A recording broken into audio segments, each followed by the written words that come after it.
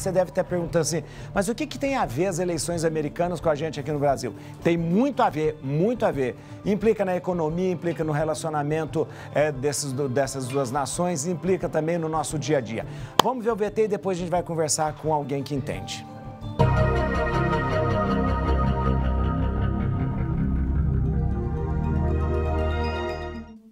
Bolsonaro e Donald Trump partilham o posicionamento ideológico de direita, o conservadorismo nos costumes e o estilo populista e online de fazer política. Mas a gestão Bolsonaro defende que a aproximação de agendas dos países não é resultado apenas da simpatia mútua entre seus mandatários, mas o reconhecimento de que a relação, até então morna com os americanos, representava uma oportunidade desperdiçada de aumentar o fluxo de negócios bilaterais e a influência política brasileira na América Latina.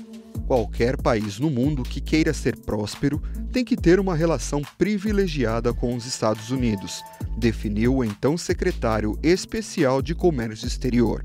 Dado o investimento feito pelo Brasil na relação privilegiada, o resultado da atual disputa entre Trump e o democrata Joe Biden foi visto como crucial para o futuro da relação entre os países e para o sucesso de ao menos parte das apostas feitas pela gestão Bolsonaro.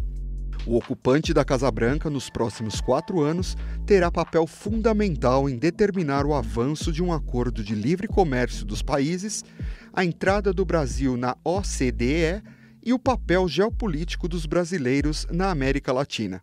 Acompanhe agora o nosso Papo Reto.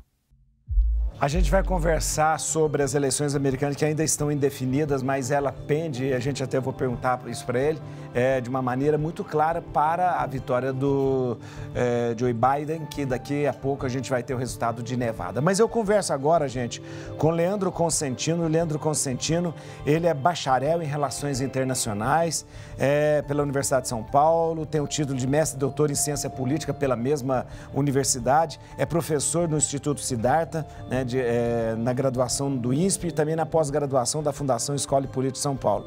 A gente quer conversar e eu recebo com muita alegria o Leandro Consentino. Boa tarde, Leandro. Muito obrigado por estar conosco aqui. Agradeço imensamente a sua presença conosco aqui na Rede Vida. Eu quero agradecer de você colocar o seu tempo à disposição nossa e a gente te aguarda com muita ansiedade porque nós temos muitas perguntas. Seja bem-vindo. Boa tarde, Padre Juarez. O prazer é meu estar aqui participando desse programa tão bacana e participando e conversando com os telespectadores da Rede Vida num momento, acho que tão crucial e tão importante para a política, tanto internacional quanto os reflexos dela aqui no nosso cenário nacional também. Prazer estar aqui com vocês. Muito obrigado. Eu vou começar perguntando para você a pergunta que todo mundo faz, porque todo mundo, quando olha para as eleições americanas, faz uma confusão na cabeça. Aqui no Brasil, a gente tem uma eleição direta que um voto vale um voto. Nos Estados Unidos, parece que um voto não vale o voto que chega ao presidente. Eu sei que, de repente, é muito complexo, mas dá para explicar para a gente de uma forma mais simples do que, às vezes, de repente, a televisão fala para a gente, como é que acontece essa contagem de votos, esse estilo de eleição indireta nos Estados Unidos, Consentino? Vamos tentar, não é simples explicar rapidamente, né? Porque como você mesmo apontou, é um sistema complexo, né? Verdade, é verdade. Mas, na verdade, a chave para a gente entender ali tá que são 50 eleições diferentes acontecendo ao mesmo tempo, né? Então, quando a gente olha cada estado, a gente tem que entender que ali está acontecendo uma eleição específica para onde cada um dos eleitores daquele estado vai definir ou Trump ou Biden. Na verdade, tem mais que 2 só candidatos, mas os 2 que realmente valem, os 2 que disputam em todos os estados, são esses. Daí a gente consegue definir porque cada estado vai dar origem ou vai levar ao ganho de determinada quantidade de delegados, né? Por isso que é indireta, né? O cara não está ganhando a porcentagem de população daquele estado, a pessoa que está disputando ali, mas ela está ganhando a quantidade de delegados no colégio eleitoral. E aí quem atinge a maioria dos delegados no colégio eleitoral ganha as eleições. É por isso que é um pouco distinto do que a gente tem aqui, né? Então, o número mágico que eles chamam é 270 por isso. Ela é a metade dos 538 delegados que tem no colégio eleitoral norte-americano, né? A metade mais um, na verdade, a maioria simples ali. É isso que eu ia perguntar. Então, basta a maioria simples do colégio eleitoral, né? Exatamente. E daí, para você obter essa maioria simples do colégio eleitoral, você precisa ir ganhando as eleições no estado, como se fossem jogos, assim, né? Você vai travando batalhas em cada um dos estados e quem atingir esse número mágico de 270, independente de quais estados forem, é conduzido à presidência dos Estados Unidos. Por isso que de repente, a gente fica sem entender que um candidato teve mais votos, como aconteceu com a Hillary Clinton em 2016, e não venceu, né? Por isso que há essa diferença que acontece, né? Exatamente, padre. Na verdade, isso ocorre porque alguns candidatos ganham muito bem em alguns estados, outros ganham de forma apertada. E quando ganha de forma apertada ou muito bem, dá na mesma coisa. Então, você ganhar muito bem ou ganhar por vários votos de diferença acaba não repercutindo numa quantidade maior de delegados. Você ganha os mesmos tantos delegados. Então, por exemplo, o Biden ganhou na Califórnia. A gente já esperava que ele fosse ganhar lá porque é um estado tradicionalmente democrata.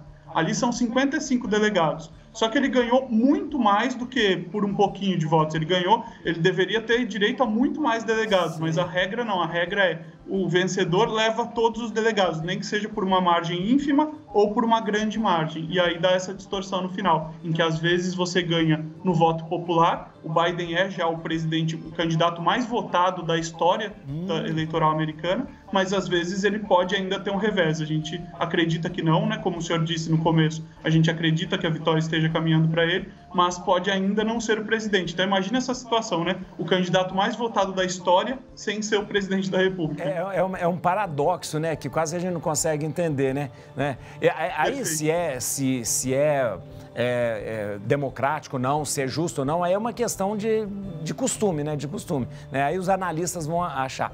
Eu vou fazer uma pergunta para você, pessoal. Você acha que esse sistema é um sistema mais justo que o nosso ou você acha o nosso melhor? É uma pergunta bem pessoal. De modo algum. Eu acho que o nosso a gente está dando de lavada nos Estados Unidos, né? A gente tem muitos problemas no país, a gente não pode tapar o sol com a peneira de dizer que a gente mora num paraíso. A gente tem alguns problemas a serem superados no Brasil, mas o sistema eleitoral, sem dúvida, a gente dá uma bela lição para eles, no sentido de que nosso voto é direto, é contado de uma maneira que a gente consegue muito mais achar essa correspondência. Isso é um alerta importante para todo mundo que fala sobre voto distrital. Seria uma modalidade interessante no Brasil, mas ele traz problemas como esse daí. Então a gente tem que olhar com cautela também qualquer transformação do nosso sistema eleitoral. Hein? Muito bom. É uma pergunta que eu vou fazer para você. Eu acho que muita gente que está assistindo agora quer entender com clareza aí, essa diferença. E eu sempre tive vontade de fazer essa pergunta para um cientista como você. Qual que é basicamente a diferença entre um democrata e um republicano? Porque quando a gente fala de eleições nos Estados Unidos, a gente vê dois grandes partidos, né? Você até apontou que há outros candidatos, mas basicamente nós vemos um democrata e um republicano. Qual a diferença de um democrata e um republicano? Olha, se o senhor me fizesse essa pergunta há alguns anos, a gente poderia responder muito com clareza que a resposta é que os democratas são mais moderados, mais tendentes ao centro, com uma pauta mais progressista, e os republicanos, eles são um pouquinho menos moderados, um pouquinho mais à direita do que a gente chama aqui, um pouquinho mais liberais na economia. Só que o Donald Trump, ele é uma figura que bagunçou um pouco todo o coreto, aí bagunçou todo o tabuleiro político aí, né? Ele é um republicano hoje, né? Ele já flertou com o Partido Democrata no passado, hoje ele é um republicano, mas ele basicamente tem uma visão muito mais nacionalista, né? E aí, quem era normalmente protecionista, eram os democratas, e ele não. Ele é um cara nacionalista que tem valores conservadores, como vocês pontuaram ali na matériazinha antes de eu entrar. Então, hoje, a diferença, a clivagem, ela está muito forte entre uma pauta mais nacionalista e uma pauta mais voltada para valores progressistas, valores globais. Hoje, o Partido Republicano e Democrata são esses, mas a sua pergunta é muito boa, porque eles são muito similares, né? Se você pegar a história toda partidária deles, eles são muito parecidos. Lá não tem extrema esquerda, extrema direita, como a gente tem aqui. Ou tem, mas é muito pequena. Os partidos de lá são tendentes ao centro, e eles são muito parecidos, como se fosse uma centro-direita e uma centro-esquerda, assim. Republicano centro-direita, democrata centro-esquerda. Nós aqui no Brasil, a gente tem muita mania de querer classificar. As pessoas acabam pensando assim, os democratas são da esquerda e os republicanos são direita. A gente não poderia considerar um partido democrata como de esquerda? A gente ficou numa chave muito reducionista nos últimos tempos, né, padre? Eu acho que as pessoas hoje elas tendem a ver o outro lado como adversário, como inimigo, né? Como não alguém que pense diferente, mas como inimigo. E aí já rotula, né? Ah, fulano de tal é de esquerda, fulano de tal é de direita, é comunista, é conservador. Eu acho que a gente tem que tirar o pé um pouco disso para entender que não é dessa forma, né? Existem valores aí, existem ideias diferentes. E aí, de fato, os democratas eles têm valores mais progressistas, mais pró-minorias, mas isso está muito longe de ser comunismo ou qualquer coisa que o valha, né? Isso é uma retórica do Donald Trump. E do mesmo lado também, né? Quer dizer, eu acho que os republicanos tradicionais não são aqueles conservadores que se pintavam. Agora, o Donald Trump, de fato, ele foi vamos dizer, um quadradinho a mais, ele andou um degrau a mais para, de alguma forma, se tornar uma figura mais conservadora, mais nacionalista, que é a moda desses políticos que têm ascendido há uns anos aí no mundo Isso eu vou inteiro, falar né? com você daqui a pouco. Vou falar sobre essa questão do populismo, que é uma coisa que preocupa não só os Estados Unidos, o Brasil, mas o mundo todo, né? Eu só vou falar com ela ali e volto a ler. Gente, a gente está conversando com Leandro Constantino. Que inteligência e que clareza para explicar as coisas pra gente. Daqui a pouco eu volto a falar com ele. Vamos colocar aqui o Constantino. Acho que o Constantino tá vendo lá, tá vendo também? Tá vendo o mapa aí? Tô vendo. Nós temos aqui esses estados aqui que estão ainda para resolver. Nevada, e ele tá um pouco azulado, porque Nevada, ele tá... quem vence é o Biden em Nevada, né? Que está vencendo, né? Exatamente, ele tá liderando a apuração agora no momento. E agora a gente tem Pensilvânia, Carolina do Norte e Geórgia ali, que ainda não terminou, mas parece que esses 3 estados vão dar vitória. Ah, e Alasca também, né? Ali é o Alasca também, né? Uhum. Alasca também parece que vai dar vitória para o Trump, né, Constantino? Quando a gente olha o mapa, sim, né? O que a gente está vendo é o que o senhor está narrando. Agora, a gente precisa olhar ele de mais de perto aí para saber de onde estão vindo os próximos votos. Ah, né? Entendi. Nevada, por exemplo, que são os mapas, a gente está olhando para os estados. Dentro dele tem os condados. Aí, quando a gente olha na Pensilvânia, por exemplo, os condados que ainda faltam contar votos são eminentemente democratas ali, são ligados mais ao Partido Democrata. E aí o que acontece? Hoje à noite, a diferença entre Donald Trump e Joe Biden era 30 mil votos. Hoje à tarde ela já baixou para... a noite de ontem, né? Hoje à tarde ela já baixou para 14 mil votos. Então está diminuindo. Pode ser, há uma grande chance da Pensilvânia virar para o Biden. E aí ele só precisa disso para se tornar presidente. Meu Deus, olha aí, tá vendo? Leandro, eu queria perguntar para você falou antes, na verdade, a gente teve grandes presidentes republicanos. Eu admiro muito o que foi o tempo do Ronald Reagan, admiro o Bush pai. O Bush pai foi um grande presidente, né? O Bush pai. Admiro demais, para mim, um dos grandes democratas que os Estados Unidos têm, Jimmy Carter, né? O grande democrata Jimmy Carter, é claro, e depois... Agora,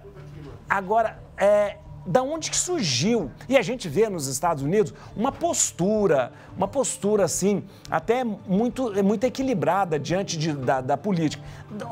Essa postura do Trump, populista, da onde veio isso? O que é isso? De repente, nacionalista, como você está dizendo, populista. O que é? Um fenômeno mundial isso? O que é? Eu acho que sim, é um fenômeno mundial muito vitaminado pelas redes sociais que a gente tem hoje, né? Mas eu acho que não só. Eu acho que a gente tem que olhar isso, tem que entender isso à luz de algumas, o que a gente chama de promessas não realizadas da democracia, né? Um cientista político italiano chamado Norberto Bobbio colocava esse nome. E aí eu acho que o que é isso aí que a gente tem? Muita gente se frustrou ao longo do tempo com os resultados econômicos e sociais que a gente vem tendo. Hoje o senhor sabe melhor do que ninguém pelo trabalho social que a igreja faz, sim, o quanto que as pessoas às vezes estão abandonadas, estão desvalidas, estão precisando de um amparo, estão precisando de alguma coisa. E elas encontram, às vezes, em um canto da sereia, como o do Donald Trump, sim, e como de alguns outros políticos, né? Sim. O amparo que às vezes precisam. Não que eles vão dar esse amparo, mas encontram uma voz que eles dizem, pô, esse cara está dizendo aquilo que eu entendo que é verdade, né? Eu estou entendendo que ele está criticando o sistema e eu também não concordo com o sistema. E vão atrás dele. E aí elegem figuras que às vezes não são exemplos de democratas, como o senhor bem citou aí os outros bons presidentes que os Estados Unidos já tiveram, né? Leandro, de que maneira que a eleição americana vai afetar o nosso país? Eu sei, mais ou menos, que o Brasil, por pressão do Trump, deixou de vender 300 mil toneladas de aço para os Estados Unidos para que o Trump convencesse os trabalhadores americanos a votarem nele. Mas tem mais coisas, de repente, que afeta essa eleição americana, pode afetar o país? O nosso país?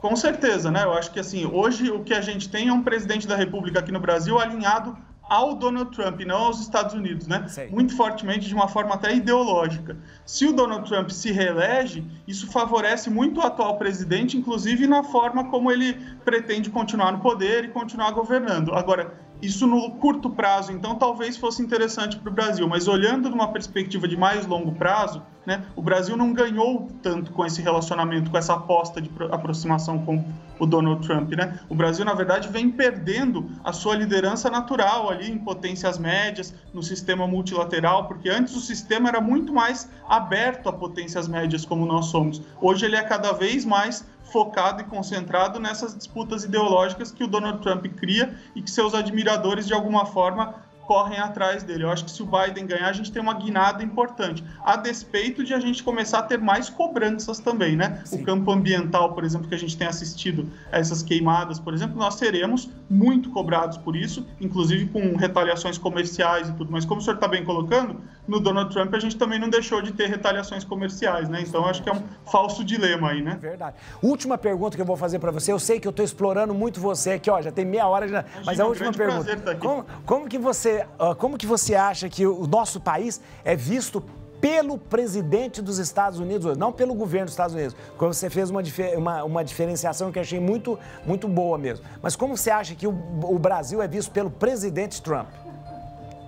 Olha, na verdade, independente de qual presidente esteja ali na Casa Branca, a gente tem que dar uma notícia triste para os nossos telespectadores, né? A gente tem uma imagem de que o Brasil é muito importante, que os Estados Unidos estão muito preocupados. Essa não é uma verdade, né? O Brasil ele é tido como uma potência aliada ali no cantinho, na América Latina, que não incomoda e que está ali sempre à disposição. Então não é alguma coisa que vai estar na lista de prioridades. Mesmo com o Bolsonaro imaginando que o Donald Trump seja um grande amigo dele, a gente não tem esse relacionamento privilegiado que se imagina, né? E com uma mudança para o Joe Biden, talvez a gente tenda a continuar da mesma maneira, né?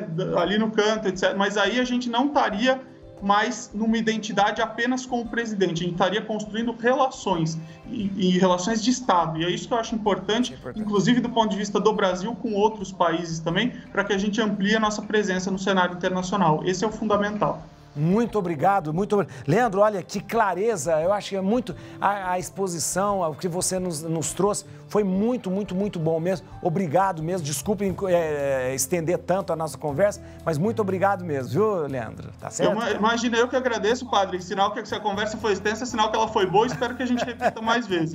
Vai sim, com certeza, a gente vai... Grande abraço. Abraço pra você. Olha, vou te falar uma coisa, vou contar agora uma coisa. Eu tenho uma simpatia enorme pelo Joe Biden, pela vida que esse homem teve. É um homem resiliente na sua vida pessoal. John Biden perdeu a sua esposa e a sua filha num acidente horrível. No dia que foi eleito senador, houve um acidente e um caminhão passou direto num cruzamento e matou a mulher e a filha de Joe Biden. Ou seja, ele se recompôs e sabe aonde que ele foi buscar força? Na religião. É um homem de fé.